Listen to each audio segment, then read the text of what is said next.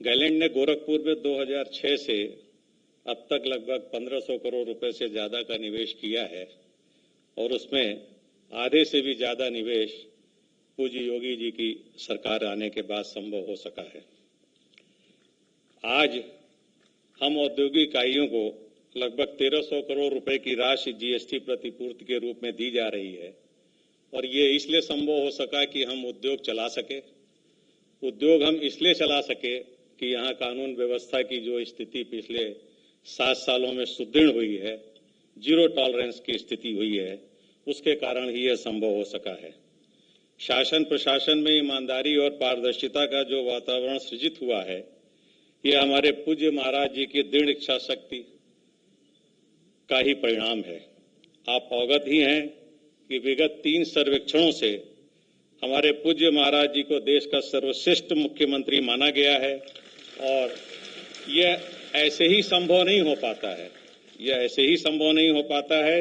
इसके लिए राजनीतिक व्यवस्था में बहुत सारे प्रतिरोधों का सामना, संघर्ष और व्यक्तिगत दृढ़ निश्चय से कार्य करना पड़ता है, जिसके कारण आप सभी समझ सकते हैं कि बहुत से विरोधी भी उत्पन्न हो जाते हैं। गोरखपुर का होने के नाते मैं पूज्य महाराज जी के इन गुणों से काफी लंबे समय से परिचित हूं और उनकी दृढ़ निश्चयता ही उनकी सदैव पहचान रही है। हम सबको उनका आशीर्वाद मिलता रहे और अब तक चली आ रही प्रदेश में जड़ता की व्यवस्था को समाप्त करने में जो कुछ भी कार्य शेष रह गया है वह भी पूरा हो सके और उत्तर प्रदेश को सर्वश्रेष्ठ निवेश स्थल बनाने का जो महाराज जी का अभियान है वह सफल हो सके। एक बात और इस मौके पे कहना पड़ेगा, जहां 1300 करोड़ रुपए का अनुदान वितरित हो रहा है। आज ही मैंने पढ़ा कुछ सरकारें अपने मंत्री और मुख्यमंत्री का वेतन तक नहीं दे पा रही हैं। ऐसे में 1300 करोड़ रुपए का अनुदान वितरित करना ये पूज्य योगी जी के सरकार की बस की ही बात रही है। हमारे औद्योगिक विकास मंत्री श्री नंदी जी तो हमारे उद्यमी वर्ग से ही आते हैं, अतः उद्यमियों की समस्याओं से भली भांति परिचित है और हमें आशा भी है और देखता भी हूं मैं इनके द्वारा जो संभव कार्य है वो किया जाता है। हमारे प्रदेश के मुख्य सचिव श्री मनोज कुमार सिंह जी एक त्वरित व सकारात्मक निर्णय अपनी जिम्मेदारी के साथ लेने वाले अधिकारी हैं। उनके आने के बाद ब्यूरोक्रेसी की कार्यप्रणाली में एक बड़े बदलाव की शुरुआत हुई है।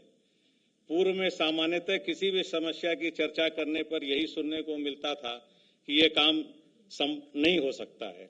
अब उसमें एक शब्द क्यों जुड़ गया है। मुख्य सचिव महोदय हर समस्या को इस दृष्टि से देख रहे हैं कि यह काम क्यों नहीं हो सकता है और इस क्यों मात्र ने पूरी निर्णय की प्रक्रिया को ही बदल दिया है। उनके सकारात्मक दृष्टिकोण और प्रकरण में तह तक जाने के कारण बहुत सी लंबित समस्याओं का समाधान हो सका है, जिसमें से सैमसंग की भी एक समस्या रही है जिसका जिक्र पूर्व में हुआ है।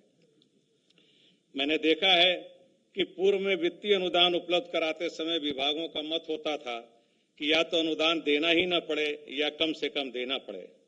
वर्तमान में मुख्य सचिव महोदय के नेतृत्व में इस सोच में तथा औद्योगिक विकास विभाग की कार्यप्रणाली में बड़ा परिवर्तन आया है, जिसमें प्रमुख सचिव औद्योगिक विकास श्री अनिल कुमार सागर, सचिव श्री अभिषेक प्रकाश, एमडी पिकअप पीयूष वर्मा जी तथा हमारे इन्वेस्ट यूपी के बहुत ही सक्रिय एडिशनल सीईओ प्रथमेश जी का महत्वपूर्ण योगदान है।